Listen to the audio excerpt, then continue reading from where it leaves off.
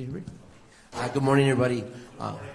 Really excited to be here this morning. I was sharing with the mayor yesterday that this is exactly where I wanted to be today because it's such an exemplary community about what we're going to talk about today. And so I'm very excited to introduce our conversation today. I will start today with this morning with Deputy Mayor Gatewood. Good morning, everyone. Good morning. Thank you. Really excited again about the conversation today, just to talk a bit about what we saw last year. Obviously, it was a historic year with the declines in violence across our city. We're able to see some remarkable strides. And when you see remarkable strides, it's motivation to continue to do more. So a lot of the conversation today is about partnership, the work that's happened here and the work that's happening around the city. So really excited to be here for this. Really excited from the partnership from the Chicago Police Department and the leadership of Commander Johnson and all of our partners and community-based organizations that have just been doing incredible work around the city, but especially on the far south side. So I will pass it. We're going to introduce Mayor Johnson to say a few words, and we'll give it back over to the office. Over to you, Mayor. Thank you, Deputy Mayor Gatewood. Good morning, everyone. Good morning. I do want to thank the 5th District Commander, Ms. Carla Johnson, for hosting us today. And no relationship that we are aware of. And thank you all for being here today. You know, in 2025, we built a safer Chicago, and we did that together. Crime and violence were down in all categories across the city, and we experienced one of the safest summers that we've ever experienced in decades. We're not taking a victory lap. That's not what this is about. It's not about taking credit. It's about taking real responsibility. And it's about the continuous work. Because we are far from done. Today we're going to discuss, what worked last year and what more we can do this year to maintain that progress. Another couple of quick notes. Deputy Mayor Gatewood has often described what my administration believes in, and that's the power, the impact of our CVI groups and the partnerships that are gaining strength as we continue on this journey to build the safest, most affordable big city in America. But it's that partnership and that trust between CVI and CPD and the fifth floor that has created the type of strength that we are experiencing now. The partnership between the 5th Police District leadership and local CVI groups has been incredibly effective. And together you have addressed not just the local hotspots, but you prevented potential incidents of violence from occurring. And you've done that with a real high level of communication, and Commander Johnson is going to speak more about that shortly. And so, in closing, in 2026, we're going to maintain high levels of coordination between CPD and CVI and community organizations as a whole, and particularly in areas that see higher rates of violence. If there's one thing that I know for certain is that policing alone cannot build a safer city. It's going to take all of us. And Chicago is strongest when law enforcement and community partners come together towards a shared goal. I'm grateful for the continuous work that we are doing together in building a safer Chicago that's rooted in trust and equity and true partnership. And so finally, in closing, I want to sincerely thank all of you for your hard work, because you're ultimately saving lives. Your commitment and resilience, it's making a real difference in the lives of our neighbors and our entire city. So please know that my entire administration stands ready to continue to support this work, and looking forward to having a greater, stronger year in 2026. And with that, we will pass it back to Mr. Ortega. Yes, and I'd love to, and as the mayor has just shared, we would love to hear from the commander. I'm really excited to be here with you, just because about a year and a half ago you got here, and one of the first things you did, you wanted to meet everybody. And you reached out to the office, and we were able to bring a table of folks to come in and talk about your goals. So just really excited to hear about what you've seen over the year. Thank you so much. So I just want to start off by talking about how important the partnerships are with the community, CVI, and of course Chicago Police Department.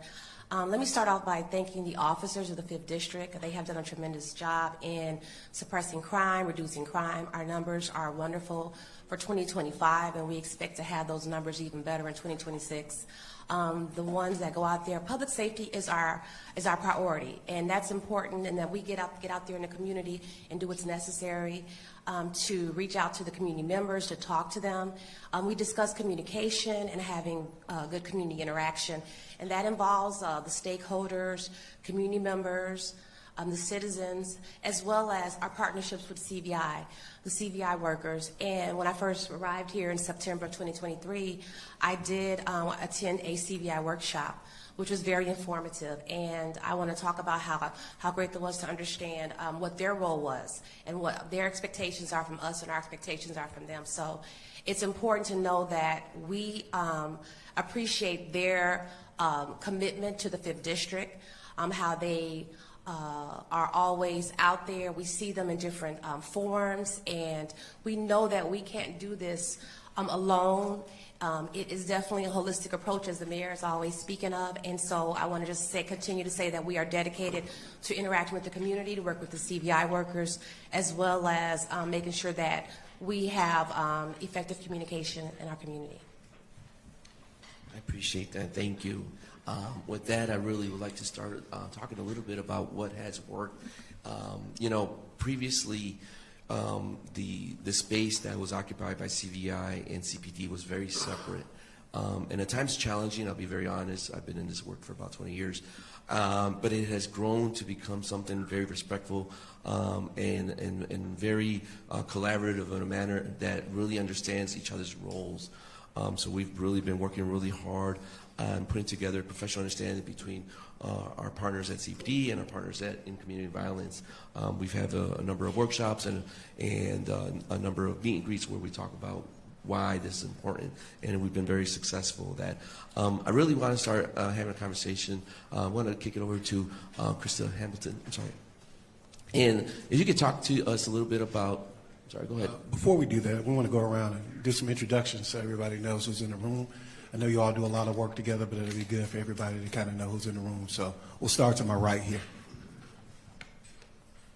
Hello, Jason Sanford, First Deputy in the Mayor's Office of Community Safety.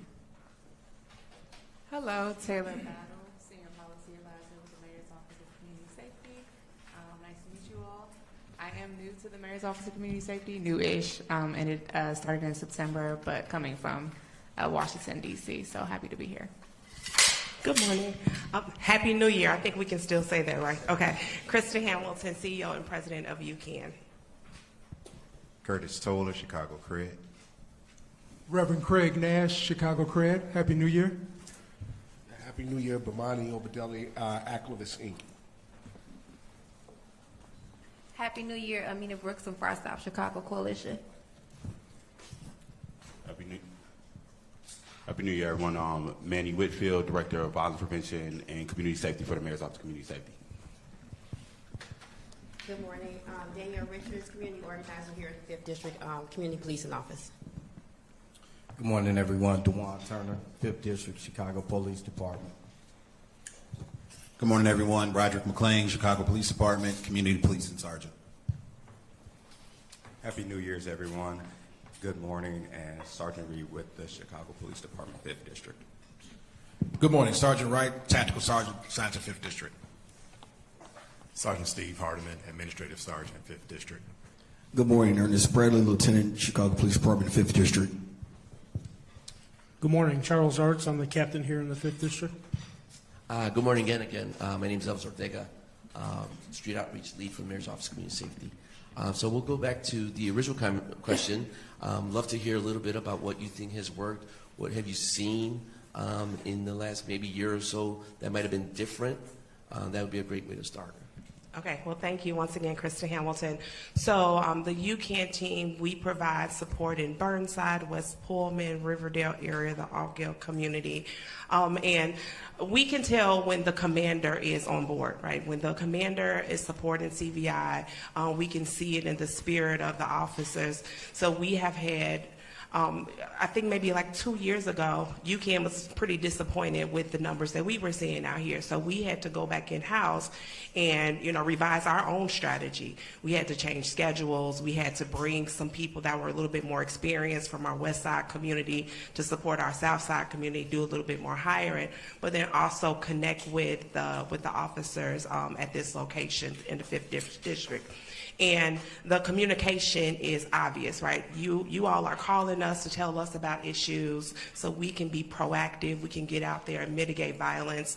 We're able to inform you of some things that you should keep your eyes on. So that level of communication has been extremely helpful for us to plan, you know, when we're going to do a pop-up, when are we going to do a barbecue, what areas that we need to be in.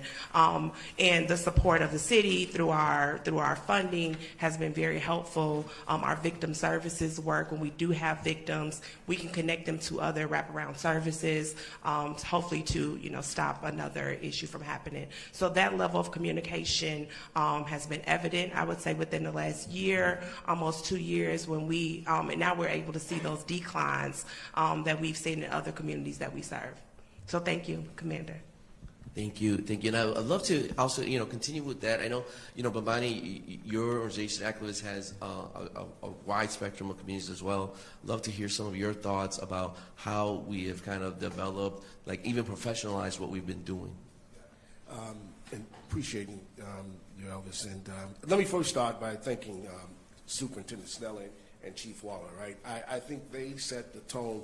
I will be quite frank and honest. We've been in this space for a little bit over 8 years, and but 20 years working in the CBI space. And this is probably by far the first time that we've had a police administration that, in my opinion, have seen the community as an asset and not as an adversary, and they've worked to build relationships. So one, I think having an open line of communication and really embracing the professional understanding that we have with law enforcement has really helped, right? And we use a public health approach to addressing community violence, so it takes everyone, and we understand in our role from a CBI and the police understanding their role, and there's some things that we just have to engage with the police about, and the police have been really good with working with us, and even in some cases sitting on hiring panels, which I think is very critical, having law enforcement sit on hiring panels so they know the right individuals who should be in communities that should be engaging with other high-risk individuals, trying to get them to change their lives, right? So we've enjoyed those relationships. We're working in Grand Crossing, West Pullman, Roseland. We have a site in Argyle Gardens as well.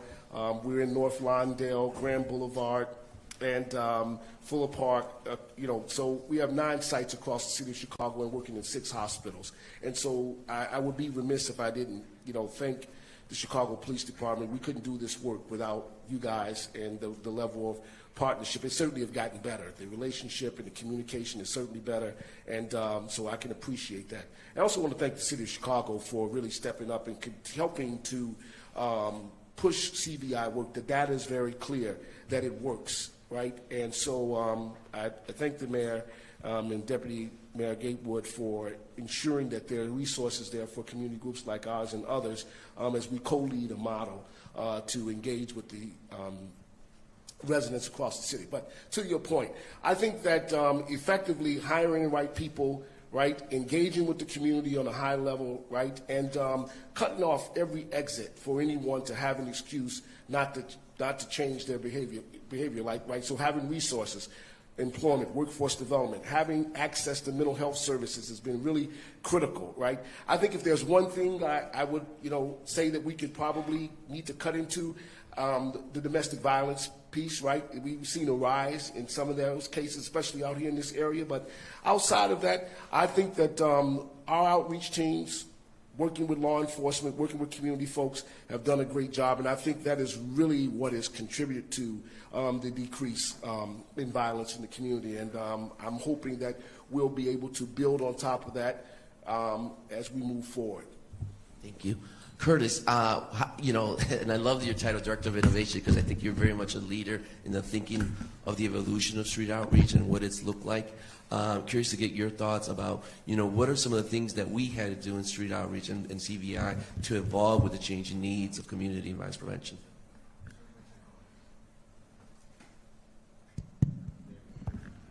Yeah. First of all, I'd just like to thank the mayor and the deputy mayor for really believing in us, right? It's been a long time. I've been in this field for over 20 years working with Oberdelli and UCAN. The things that work is like the 3 C's: communication, collaboration, and coordination, right? And I work in 33 different communities, but we're in the fabulous 5th right now, so I'm going to talk about the 5th, if that's all right. So we're talking about since 2021, right, we had 70% decrease in shootings here in the 5th, right? We haven't had under 100 shootings since 2010. We're talking about in the fabulous 5th, right? When I came here, West Pullman was on fire, right? In 2023, 13 homicides. We went down to 4. 2025, 0. Come on, let's clap up. Y'all better act like the Bears winning in CPS and CPD and the mayor. We winning out here, right? Like the mayor said, we still have a long way to go, right? But we on the right side of history. I never would thought, right, in my lifetime, right, that I would be on this side of history changing lives here in the city of Chicago. All the havoc that I've caused in different communities, right? But now being on the right side of history, working here in the fabulous 5th and other communities, man, it's just something. And I thank everyone that's in the room, everyone that's not here, especially the mayor and his staff, the governor, for believing in us. Appreciate that. Thank you. I want to give you your flowers because, again, a lot of what we've been talking about is collaboration and bringing people together. Your organization specifically focuses on that, finding what the strengths are in the community, bringing them together. And you work with a lot of these organizations. Curious to see, you are part of this violence prevention ecosystem, though you might not specifically. What are your thoughts? How do you see it? I may look young, but I feel so old. My mother, Dr. Chapman, she was in this community since I was 9. I'll be 36 in a couple of weeks. So that's over 20 years. So when it was boots to the ground, that's exactly what she did. My sisters and I, beat marches, helping out automatic races and everything in between. But I think one of the main things that changed, and I think you gentlemen and ladies need to pat yourself on the back, isn't just the police growth mindset. It was the mindset of organizations. It was the mindset that we have to change and collaborate and sit at equal tables. One of the things that the city did was bring down Bernardo Gomez and Stephanie Harris to us. And we lit into them real good. And we told them, don't just come down here for a good time, because we need the help. And we need the services, we need the time, we need the dedication. And at the time, it was over like 80 organizations, and the ones sitting at this table was there, and the ones sitting at this table are still at that table of Community Activation Network. And I think that when we create spaces that is not a rectangle table and someone is leading, but it's a circle table and we all are the leaders and we are all sharing the same respect for one another, that's when community can see that the organizations that's trying to help them are helping each other first. And that's where the trust has gained. And I think that that's a major pat on the back to you guys. I pat myself on the back this morning, so I'm good. But I think that's a major growth mindset with us, that we are all equal players. Even the police officers. I've worked with 5th District. How am I saying? Okay, yeah, I worked with 5th District for a long time, and I think that the work that was put in all of those years are paying off right now, and we are able to benefit from the fruits of that labor. And I hope in 2026 that we could continue to build on that. I know as leading the Far South Chicago Coalition that my mom once ran, that is a mission of mine, is to keep the table open. No one is above, there is no I in team. And I think that was the biggest growth mindset of the Far South in general, that we are not above one another. I like to call them our marinated people. We're all after trying to maintain our organization. So we're all after, community work is not easy, but it comes from the heart. And if you don't have the heart for community work, please leave. I said and told Sergeant McLean the same thing when he came on board. I said, well, if you're not in it, you got to go. Because that's what we're doing out here. We putting in the work. And ever since then, ever since I had the 1 to 10 chats with him, he got it now. And I think that speaks volumes as an officer, because he often comes in just as Roderick. And I think that's what the community sees, and that's what the community connects with, because the first thing that the community sees is a shirt and a gun. And the second thing that they see is a human. But 5th District is changing that outlook, and I think that has been a major shift for us, and I think that's been a major gain. So as a convener and as a leader of a coalition, that has played an amazing role for us, and I just can't wait to see how we can just continue to build on that in 2026. Thank you, I appreciate it. And I've heard of the mass canvases, everybody coming out together, going to the same spot to deal with the same challenges. That is important. Thank you for doing that work. Thank you for leading that. I want to go back over here to our partners in CBD. Officer Turner, I'm going to put you on the spot, because I remember when we first did the first meet and greet, we walked in, and I thought I was going to introduce everybody. Everybody knew you already.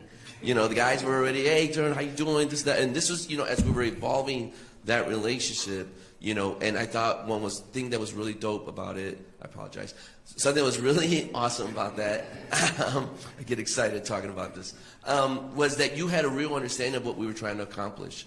And so I really appreciate that. Thank you for really welcoming us to the 5th District. So I'd love to hear your thoughts. Thank you. Thank you, Elvis. With you and Bernardo, this just came natural to me. I grew up in Inglewood in the 7th District. A lot of people always think of Inglewood as a bad place. There are great people in Inglewood. But the work, this is my 20th year being in the 5th District. A lot of people don't believe that, but yeah, I've been here for 20 years. And working with these guys such as Curtis, such as Bomani, it's came easy for me. I have relatives that live in the 5th District. The whole CVI thing that the mayor has brought about with us collaborating with you guys and everything, it just came natural for me. And as the younger generation would say, I've been in the trenches with these guys for a long time. And I take pride in that. I'm a Chicagoan. I love the city of Chicago, and I just love to see that we brought crime down collaborating with you guys. And hopefully we can do even better this year in 2026, and I think we will. Thank you, appreciate it. I'm going to piggyback with that. Sergeant Hardman and Sergeant McLean, I remember you were both at the trainings. You learned a lot about what we were doing. I think for some of you it might have been the first time you heard of what we were doing. Curious again, just any quick thoughts about, just the evolution of this partnership? Well, first off, being with the commander since at Office of Community Policing down at 35th Street, we had a slight little cheat code as far as how we wanted to structure the community outreach once we got to a district, and then going to the workshop and learning some of the smaller tidbits we didn't know about CVI, the license to operate, the things that we wouldn't have known unless we went to the workshop. And then we took that information and brought it back to the district and funneled it down the chain of command so that officers would understand it and those misconceptions could kind of get washed away as well. So I think that was the biggest thing that has changed probably here since we've been here. Rod? I agree with what everyone is saying, and especially like what Miss Brooks was saying, was people see people first. And the craziest thing was when the commander introduced me to Deputy Gatewood, I dapped him up and I said, "I'm sorry, sir." I shook his hand and he instantly dapped me up, because we just see people as people. And when you have leadership like the mayor, like the commander, like the deputy mayor, like everyone in this room, we're allowing ourselves to be people and just to be able to be active in the community. And then just being able to pivot, like when, Miss Hamilton, they were doing something in the park. We had a miscommunication with the information, and they were able to pivot to a location to still provide resources. No one got mad. No one, threw any, shade on anybody. We just figured out as people what to do. And I think this whole collaboration is definitely what's needed, but it goes to our leadership and our marvelous commander that we have, Commander Carla Johnson, and the mayor. As long as Johnsons are in charge, we're okay. So there's a lot of that going on in Chicago right now. I definitely want to double down the leadership. Obviously, I work with Deputy Mayor Gatewood, and I will also go back to our initial conversations about CVI and how important it was to you to make sure that we were working with folk on the ground, making sure. And I think every Monday, maybe Tuesday and Wednesday, Thursday, you ask me about what's going on in the neighborhoods, and it goes to show that we do not want to detach ourselves from the day-to-day of your efforts. I think it's important that we share with you that what you do on a daily basis, we think about on a daily basis, you know, and we're always worried about you, and every time there's a text that comes out about something, you know, the Deputy Mayor, what do we know? How can we help? And so thank you again for that, sir. I don't know if you wanted to add anything. It's a privilege, right? I mean, the same way I get to work with the Chicago Police Department every single day, I get to work with street outreach workers, victim service providers, community-based organizations, and it's a journey that we're all on together to be able to see crime come down. And it's not just about the numbers, right? Because you also think about not just from the numbers perspective. These are fewer people causing harm in communities, right? And I think, you know, we talk about the decline, but I think, you know, spending a little more time thinking about there are fewer perpetrators who are causing harm throughout communities in our city. And that is something that we can marvel at. That's a model for the rest of the country to watch. And, you know, the country's been watching us for a while. And while people may have declines, to have you know, I know some folks talk about the weather. Well, we're talking about 6 decades, man. So the weather over 6 decades has changed drastically. But I do think it has been just the level of collaboration that we have seen. And it's been intentional, man. Like, it's not a day or a night that goes by where we're not either talking to CPD, a part of the CVI, victim services. So it's just, it's ingrained in us, and we have to do this work together, like every single day. Like, if somebody asked me how was my weekend, every day is a Monday to us. You know what I mean? So we don't really have weekends. What we have is dedication to help people in the city of Chicago. So I'm just honored that we get to do it together. Thank you. Thank you. Curtis, how do we tell this story?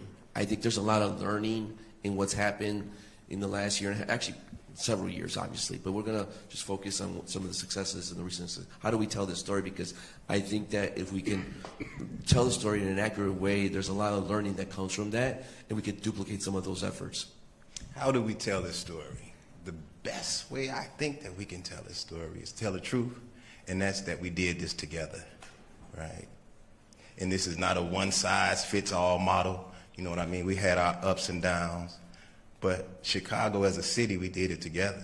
And I think if we continue on this trajectory, not only will we be the most beautiful city in America, but the safest big city in America. And I think that's what we're striving to do. And also, when you talk about this professional understanding that we've grown to have with CPD, and it comes from being able to first humanize people. And I won't call the officer out, but he does a phenomenal job. And we're talking about people, right? And so he called me about a young man whose oldest brother was killed, whose second oldest brother was serving 63 years at 85%. And he was being held at Walmart for shoplifting. Now, he could have easily arrested him because that's what they wanted. And that would have impacted and affected that young man's life for the rest of his life because it was enough for it to be a felony. But he called and he said, if you can get here in the next 20 minutes, then I'll let him go to you, and can you enroll him in your program, right? So when you talk about first humanizing people and giving them the opportunity to do something different when those opportunities are provided, that's the story that we need to tell. I want to keep going with that line. Mayor, your thoughts on the telling us. I think one of the things that you've been really good about is sharing nationally what works here. But how do we make sure that folks are really gaining some learning from this on a national level, and how do we become a model for this? Well, you know, what's ironic is that our model is the national model, right? And, you know, when these individuals are talking about being on the front lines for years, and, you know, Ms. Brooks is a second generation, you know, leader.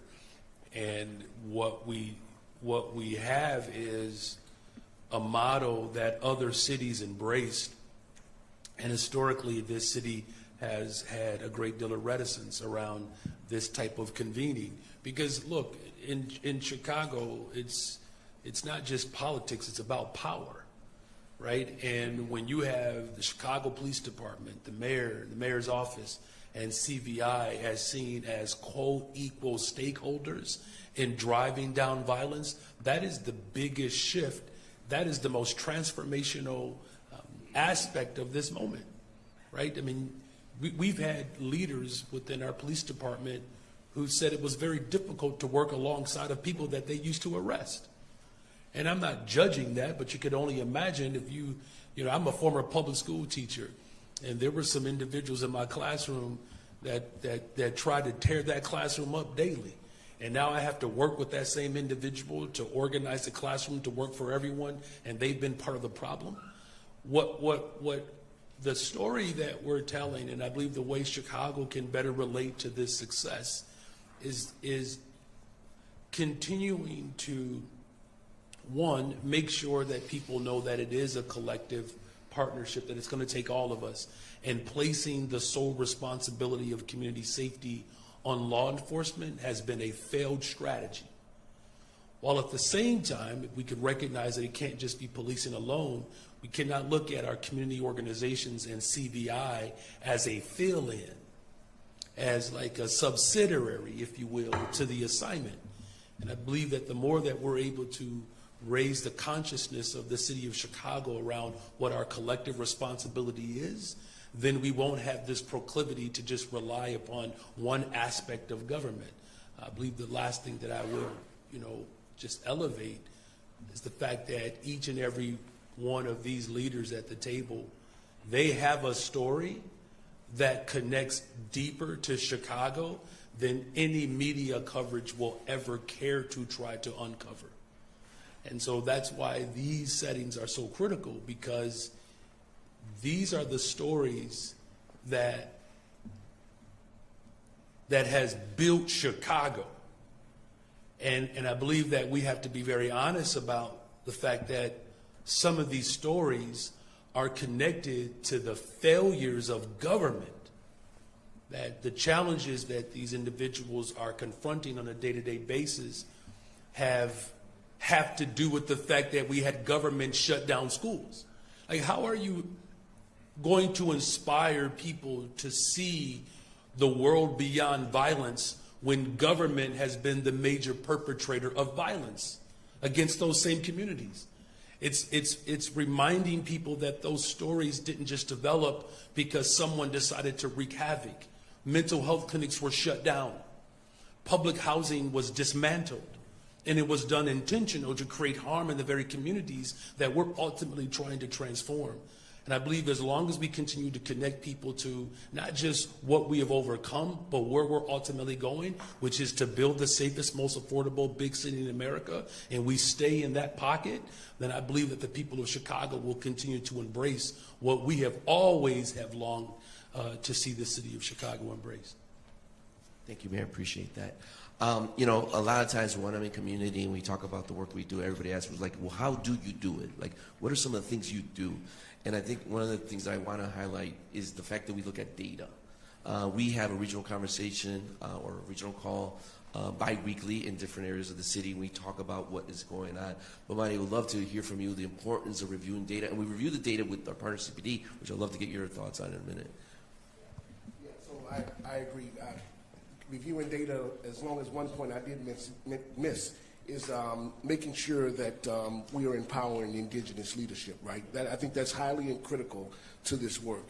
But data is extremely important because that sets the guides for how we would operate. So, I mean, we look at the violent incident reports, we look at the level of mediations that we have, or not, or in some cases, what the staff, we have weekly meetings every Wednesday, right, where all of our teams come together, but we're also on the city calls, right? So the staff each day are required to put in their daily logs, any violent incidents that are taking place, and then have open discussions. Again, there are some things that we can get out in front of and we may be able to stop and head off, but then there are some instances where we know that it's absolutely a law enforcement issue, and then that's where we have to reach out to our trusted partners at law enforcement, say, we can't handle this, you guys are going to have to get out in front of this to keep this from being an ongoing situation. And so that is very critical. So having, we use a system, RedCap, which has worked for us, and it helps drive our daily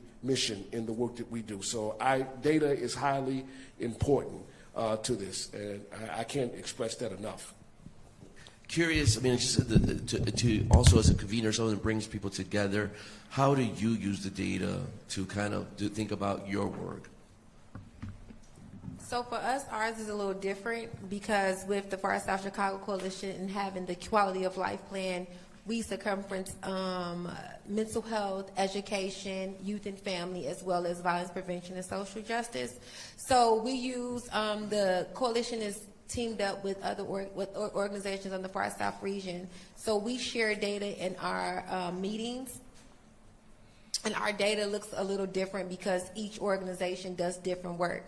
But we try to weed out what the common goal in each data is, because I think that's one of the main things that worked against us but worked with us once we kind of like figured it out. So we identified, even if we save this child or even if we save this youth, what's blocking him and or her to succeed after that. So that's when we identified that the wraparound services was much needed.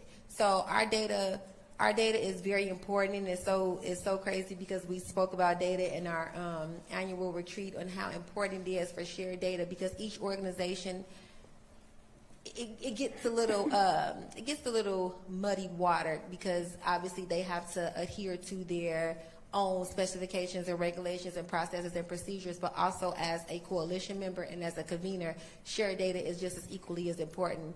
But we have been able to identify for the past 2 to 3 years trends of violence prevention tactics that's been working with organizations such as Failings Family Services and Metropolitan.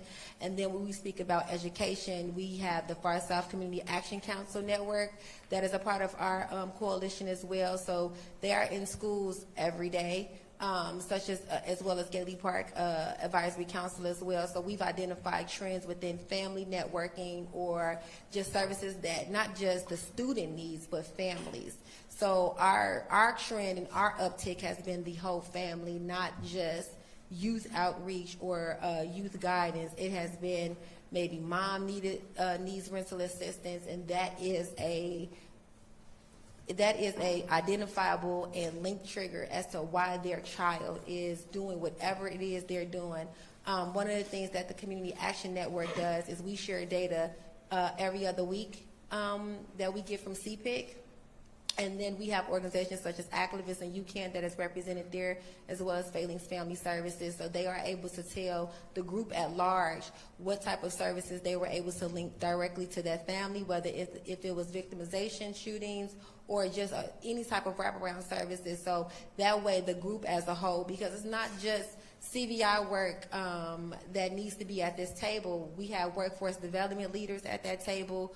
We have mental health therapists at that table. And that's one thing that I think what has been an eye-opener, and not just for CVI, because that work is very important, but for CVI to understand that they're not alone in the mission.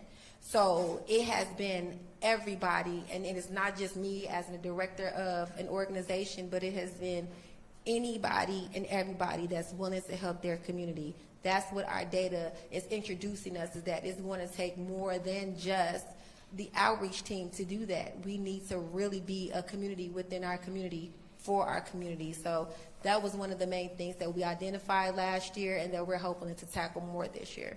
Thank you. I'm going to go back to you, Commander Johnson. You've been on our calls. You've seen how we've shared data. Curious to think about or ask you about, like, how do you use that? How do we work together with the numbers that we see?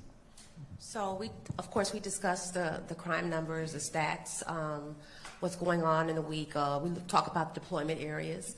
We talk about deployment concerns, locations that we feel, the violence zones that we feel maybe have a spike in violence based on social media information that we receive from CPIC or from other sources. It's important that we share this information with CVI workers to let them know what's going on. We understand that there's a level of trust that is there, and I want to kind of talk about that and touch on that, because there's a learning curve, I think, for Chicago Police Department as well as with CVI, where we try to understand each other's roles as we become. In order for us to build a stronger partnership, we have to kind of understand and learn our expectations and goals, and so we communicate that. We have quarterly meetings off-site. so that we can kind of talk a little bit about if there are any concerns that CVI workers may have with officers, what we could do to do better, if any officers have any concerns about what CVI workers do. So we try to resolve those issues and work towards us having a stronger partnership.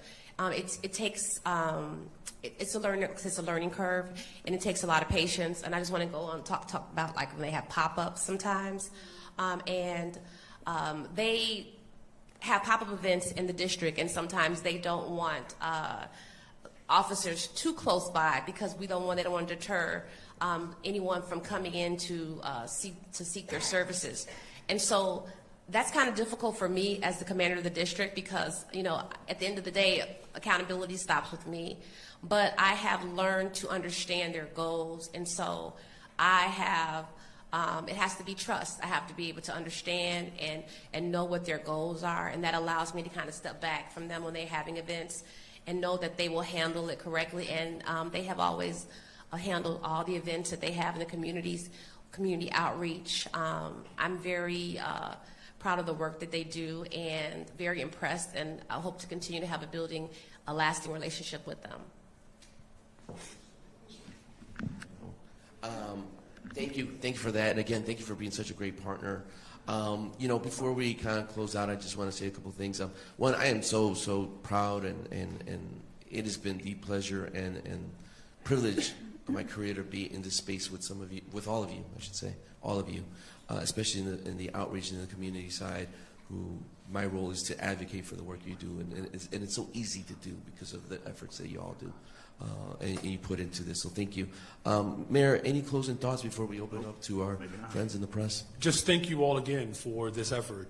Let's use this moment of reflection as an opportunity to continue to strengthen our relationships, to build that community trust, to ensure that collaboration becomes like the central focus in how we drive safer communities. I do want to just lift up the fact that this has been a full force approach. It's also been other influencers and other elected leaders. There's a strong collaboration with our philanthropic community, along with our business community that has invested in CVI, the state level, the county level. This is just a remarkable testament to how building tables or circles, if you will, through trust around a shared goal and a common goal, we can literally save lives and transform our city. So thank you all again for your hard work, and of course, Happy New Year. Go Bears. Go Bears. Testing. Yep. Okay, so we're going to do some on-topic questions first, and then we'll transition to off-topic. So I don't know, press, if you guys have any on-topic questions about this. Jeff. How you doing, Mayor Johnson? Sorry I'm stuck in the cheap seats today.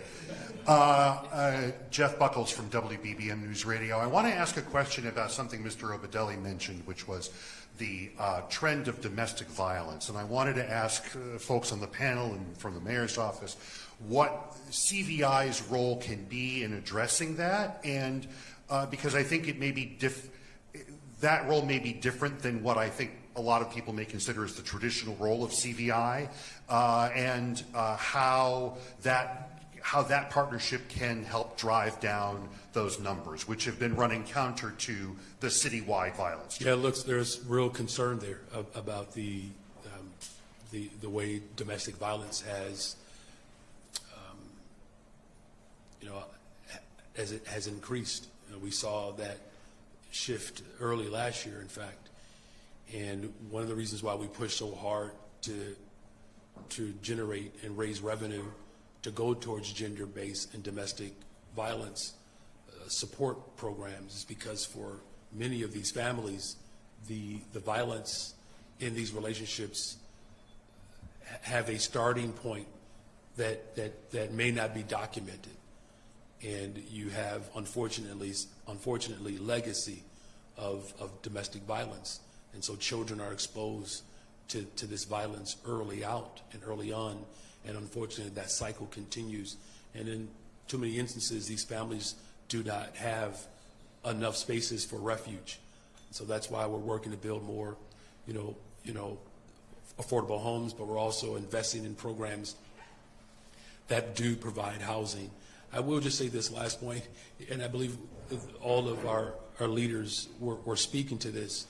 When our CVI workers encounter, someone who is justice involved, or they have a higher probability of that, they come with a host of issues. And so CVI workers, they'll tell you, if they're working with a particular individual, they might go into a home and see that there are other services that are needed. And I believe this is what Ms. Brooks was alluding to around mental health support. So a lot of that, like holistic approach is already being done.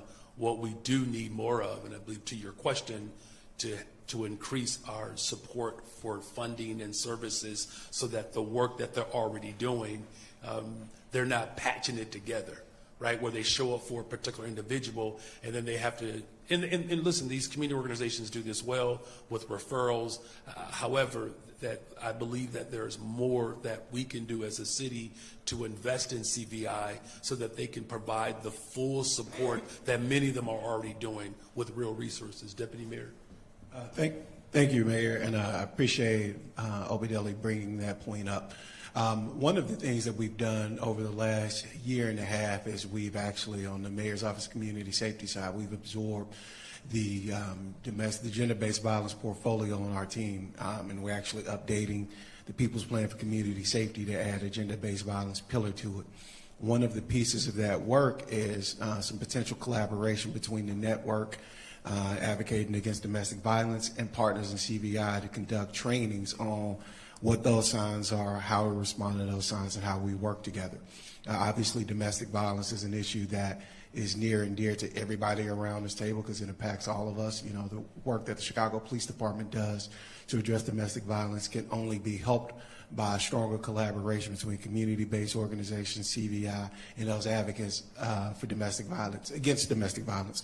And I think, the mayor did a really good job of making sure we added additional resources while funding resources from other parts were falling short in gender-based violence in other areas around the state and the county. I think we did, and we worked to make sure we actually increased that funding for gender-based violence work to continue to expand, because obviously that is a focal point of all of our work. As you continue to see trends decline, we have to really work a bit harder and have a different approach on domestic violence in general. Chris, I know your team has worked really closely with the gender-based violence team on the west side. Curious to get your thoughts on that also. Absolutely. So we started a program called SHERO, and we know that, we know that, domestic violence can be, it does not only have to be female, but in our SHERO program we started, we are addressing domestic violence supports. So it is for people that have been involved in women that have been involved in community-based violence, but they're able to work with our mental health professionals, our case managers, our spiritual leaders, to help them create pathways out if that's what they're looking for. We invite their partners in as well if they're interested in getting supports as well. So that has been very successful for us. We've had about 70 women go through the SHERO program. So we've been able to provide a really intensive level of support that way. Mayor, I wonder if you can, as you've talked about how the collaborative effort has been a part of what you believe has been driving down crime, with federal cuts that support many of these programs, correct me if I'm wrong, what might that mean for their efforts, and what can the city do to fill the gaps? Yeah, thank you for that question. And any number of these individuals can speak to that close proximity impact. Yeah, look, the President of the United States of America, withdrew $800 million from violence prevention efforts that would have helped support not just the city of Chicago, but cities across America. But he also, cut the ATF budget, by 30%, which, our police department has worked in collaboration with the ATF to get illegal weapons off the streets of Chicago. Our Glock lawsuit, really put, corporations on the spot for contributing to the violence that unfortunately, is still too pervasive across this country. As far as the city is concerned, obviously the community safety surcharge was one approach towards mitigating the impact of the disinvestment from the federal government. There's still more work to be done. We're going to continue to work with our partners, with corporations and the philanthropic community to help fill that gap, but also working with our partners in Springfield, as we fight for more progressive revenue to be able to go towards the programs that actually work. And look, the last thing that I'll say is, I believe this came up around the evidence-based approach or looking at data. The evidence is quite clear, right? In certain areas where CVI is present, that collaboration has led to 40 to 45, as high as 50% reduction in violence, where there's a strong presence. And that presence is really about relationships. That's what we're really investing in. I don't want people to think that we're just investing in some sort of obscure program. We're talking about relationships, individuals who are connecting with our neighbors to find pathways for them to experience success. So that's going to be an ongoing effort of mine, not just at the city level, but the state level as well, to get that progressive revenue, to invest in people's lives. But also, I'm grateful that we have civic leaders, the business community, philanthropic community that have been supportive of these efforts as well. Yes. Good morning. Sharday Gray with CBS. So as you mentioned, crime numbers are down, but there are people that still feel less safer because of high-profile crimes, such as CTA stabbing. So I do understand that you can't handle and attack every single criminal, but how are you moving forward to make sure people feel safe? More importantly, making sure that they do feel safer.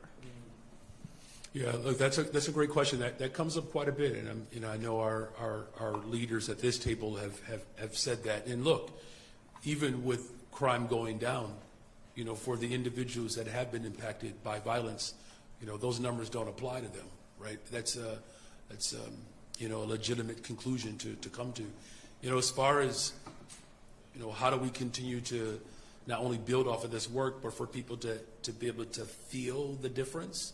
In some communities, people are, but I just want to lift up a couple of things that I believe all of us at this table have expressed. Reducing violence is not limited to reducing shootings and homicides. Again, these folks around this table, we're trying to transform communities, right? And so if violence is less in a community, but people don't have meaningful jobs or access to health care, that association with violence is still material because it has not resulted in other areas of their lives that need to experience healing as well. And so that's why when we talk about the full force of government, and again, I believe everyone at this table has experienced this, you're a police officer and you show up at a scene and it's a violent scene, you're going to run into some other things there. And whether it's, again, trauma or poverty, we have to address all of that. When these individuals at this table show up to a scene, it's not just a case manager for one individual. We're talking about entire families that need help, right?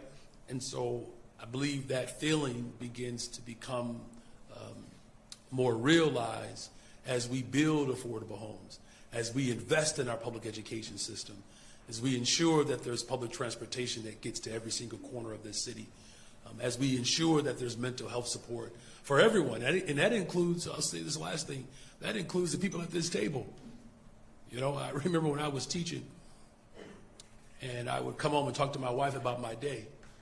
And she would say, honey, that's not normal, what you're talking about. I'm like, what do you mean? She said, the child fell out the window. I said, yeah, honey, but we caught him, And as an example of how severe conditions can be, we live this stuff every single day that most people in this city will never experience and see. But I believe that feeling begins to shift as we show up for all of the other areas of needs that exist in our city. Thank you for that question. All right, so we're going to do any more on topics? All right, we'll do a transition now for a few minutes because I know folks got to get back to work, and then we'll do off-topic questions. So thank you all. Appreciate you all.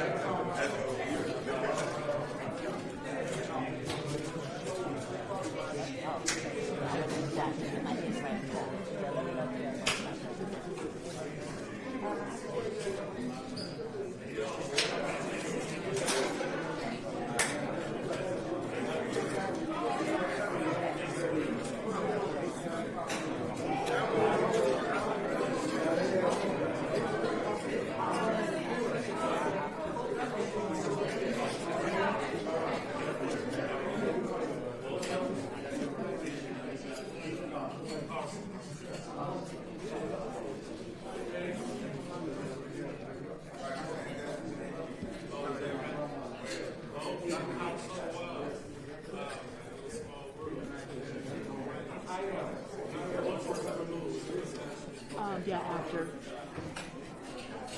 Hey, what's up?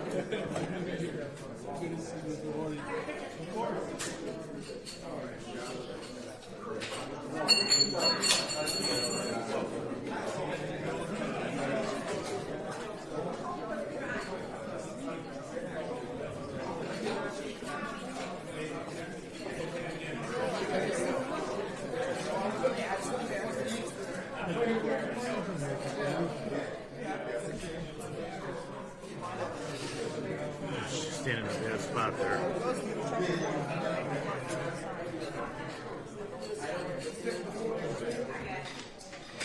We tell her she's standing in a bad spot, please. She's blocking all of us. Oh, there we go. She moved. Go.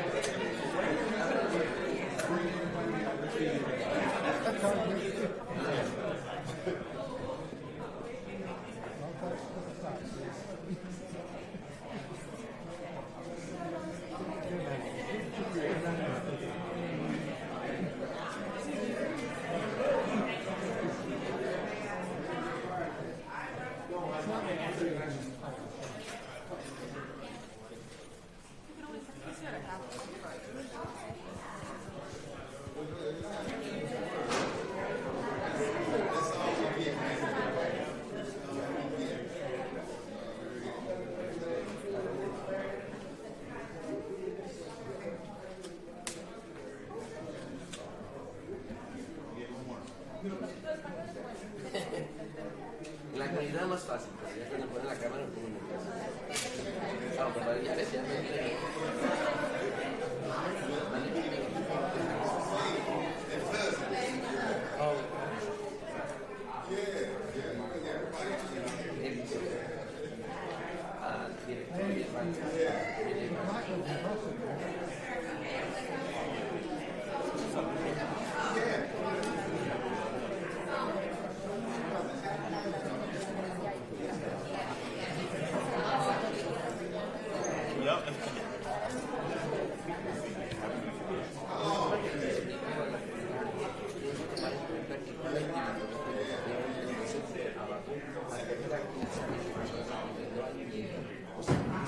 Ellos tienen la carga de ir a buscar a las personas más necesitadas. Una meta de comunicarse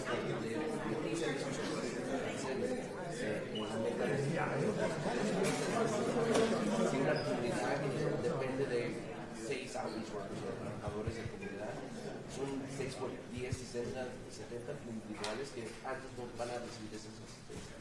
Entonces, individualmente, ellos, el efecto que ellos tienen es algo que sí se siente específicamente porque estamos hablando de las personas que más necesitan Okay. asistencia.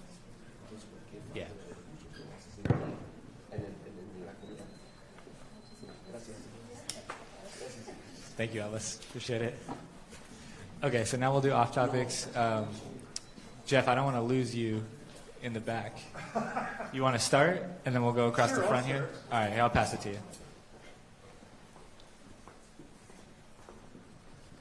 Sorry, I keep checking my boarding pass and I'm still in Group F, so here I am. Speaking of the airport, we noticed the city put out an RFP for sponsorship opportunities at the airport.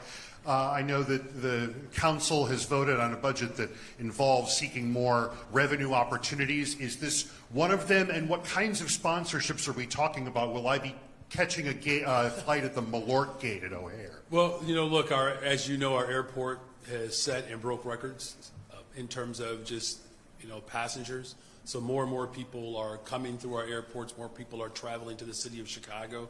This is an opportunity for, entities to take advantage of that, right? I mean, as we have a growing global economy, it's quite paramount to the expansion of opportunities for businesses to be able to highlight the work that they do for travelers. As far as this being connected to the budget, this has been an effort that I've had, well before any of the considerations that were brought forward in the budget proposal. Quickly on a follow-up to that, what kinds of things are possibly being sponsored, or is the aviation? We can follow up with you on that in terms of the parameters that are set around the RP. Obviously, there will be some guidelines, right? We want to make sure that our decorum reflects the classiness of our city. So not a Malort gate at O'Hare. I would just say, I think for some of that, you may not even need anybody to hyper promote that, because that's something that people just already do. And quickly to the Bears, will you be at this weekend's game, and have you placed any fun wagers with Mayor Bass?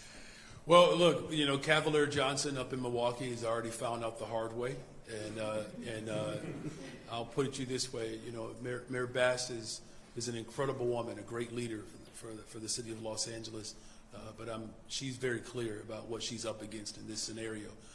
As far as wagers are concerned, I only really gamble on in Uno games, not necessarily Bears games. But what I will say is, I have not decided if I'm actually going to be at the game just yet, because some other, responsibilities that I do have on Sunday. So it might just be from my living room. If I do get a chance to go, I certainly will be cheering loud. And of course, I'm counting on all Bears fans to not only, cheer loud at the Bears game, but go fill up those restaurants and those bars, enjoy the Bears game with other Chicagoans and those who wish they were from Chicago. Hi, Maria Baralesa from NBC Telemundo. So coming back to the federal funds that President Trump wants to cut to sanctuary cities, how much federal funding is the city set to receive this year, and where does this money go? How is the city going to be impacted by this? Well, thank you for that question. First of all, he can't do that, right? So I just want to just level set. This president has threatened our city and other cities across America on multiple fronts. I just want to name the fact how unnatural this person's behavior is. As far as the impact, look, he's already, tried to withhold dollars to our transportation system, to our public schools. I mean, this has been an ongoing threat. We have put forth litigation to beat back against this president's unhealthy behavior. And I'm confident that, as the courts have done before, ruled in our favor, that he's working outside of the Constitution. Hi, Mayor. Just to follow up on that, can you talk about the services that the city gets that are most impacted by federal funding? Are we talking like SNAP? There's no secret here. The amount of dollars that our Chicago Department of Public Health has received through federal grants has been quite substantial. We saw in this year's budget there's been significant reduction in those federal grants. And so everything from public health to, again, our transportation system to safety, right? I mean, he's cut $800 million off of the budget to put into the hands of the ultra-rich that would have otherwise gone to CVI and other safety measures. This president continues to put working people in harm's way, and it's one of those areas that I have focused on in terms of how we protect all of Chicago through investments from the city of Chicago. It's why I'm going to continue to advocate in Springfield. We're counting on them to do their part as well to mitigate the harm that this president is causing against working people. Can you also just talk about the steps that your administration is taking ahead of that February 1st deadline that he is setting? No. I mean, I'm not going to, I'm not going to entertain his threat as a function that he can actually do, right? Look, I'm always going to show up for working people in this city. It's why I push hard for corporations and the ultra-rich to pay their fair share in taxes. My assignment doesn't end or doesn't conclude at the end of a budget cycle, right? And this is why, again, I'm in a conversation with Speaker Welch this week. I'll be sitting down with the Senate President, had a conversation with the governor around what we can actually get done in Springfield. We've done the best that we could. I believe we could have done more with a corporate head tax. I made that very clear, but we did put forth a very valiant effort to protect all of Chicago, and now we're going to lean on our state legislature to help support that effort. I guess I should have been more clear. You said in your statement, we'll see you in court. Maybe just talk about what that means, and also just the... Yeah, I'm happy to follow up with you on that in terms of our corporate counsel can talk to you with all of the measures and the steps that we would take in order to file a lawsuit. Mayor, wondering what your thoughts are on the Supreme Court ruling in the Congressman Mike Bost case that basically challenged election laws and said that they can challenge, in essence, one of the things that he was challenging was if ballots are marked by Election Day but not received for 2 weeks later, they want to be able to challenge those. What kind of impact do you think this ruling could have on elections, in Chicago and more broadly in the state? Yeah, look, I think we've all have been bracing for what this administration is ultimately working to do, is to suppress opportunities for everyday people, or working people, to participate in what is fundamental about our democracy, and that's the ability to vote. As you know, the mail-in ballots in particular have increased over time, particularly because we now have early voting in cities across America. It's just a stronger way to engage people. In terms of its impact, I mean, I have to believe that it could be quite severe. And it's why we're going to continue to use every single tool that's available to us, not just in this city and this state, but nationwide, to ensure that we keep people franchised so that they can actually participate in our democracy. I spoke to Speaker Welch the other day, and you touched on it, but I'm wondering if you can speak a little more directly to this. He said it's going to be very important for the city to come down there before April or May to make their request. You alluded to it, but what kinds of progressive revenue ideas would you like the state to take up that could benefit Chicago, not just the state, because Welch says he'd like to see the millionaires tax in place. What specifically for Chicago would you like Springfield to do?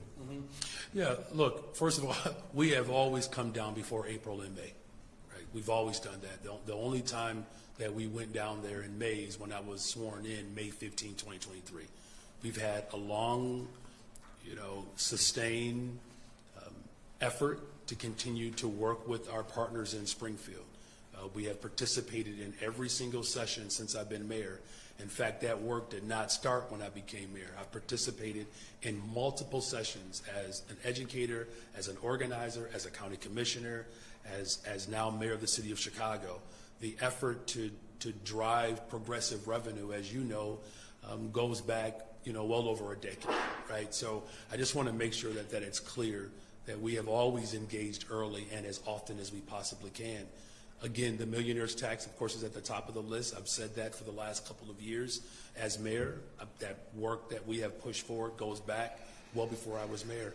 I actually believe that there are a number of areas that folks are looking at in terms of progressive revenue. I believe all of it has to be on the table. In terms of what we want Springfield to do specifically for the city of Chicago, I mean, look, it's really about protecting all of Chicago, but it's really about protecting the state of Illinois. 70% of Illinoisans believe that we have to invest more in our public education system. That's for every single school district across this state. I believe the state of Illinois has an opportunity to show up for young people and families as we increase funding for education across the board. I believe that's something that's a worthwhile effort for all of us to continue to participate in. And then again, besides the millionaire's tax, there are a number of progressive revenue ideas that I know that are being discussed. Any number of those state reps or state senators, I'm sure, will talk to you about it, but both caucuses in the House and the Senate, I believe there's been as many as 35 to 40 different ideas around progressive revenue. I believe all of it has to be on the table. You actually answered all of my questions when it came to the president and his threats with federal funding, so I guess I'll just throw a snowball question. Is the snow hindering you this weekend from going to the game? Oh, well, listen, no, in fact, I believe that's what's going to create that much more excitement. By the time Los Angeles lands, they have to know for sure that they are in the greatest city in the world.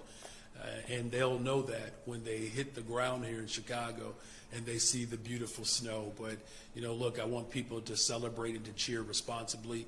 I want to thank again Commander Johnson for her leadership and all of the work that people are doing around this city to ensure that we truly become the safest, most affordable big city in America. So thank you all again. And go Bears. I guess there's one more. There's All right, one it's more. okay. Sorry. It's okay. This is Bruno with WGN. Mayor, just had a quick question about the fire last night at Gompers Park, and just what is happening on the homelessness front across the city. Yeah, thank you for that question. As you know, this is something that we have been very much committed to addressing.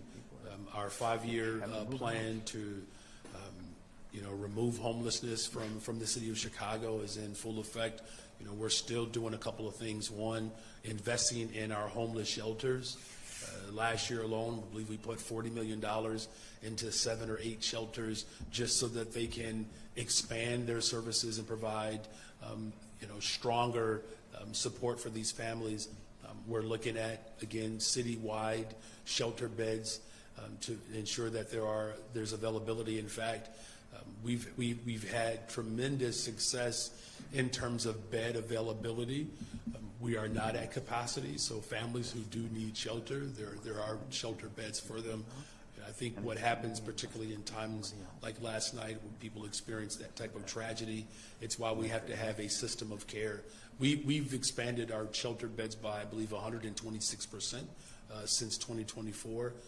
Those investments are very much the reason why we have to be committed to drawing more progressive revenue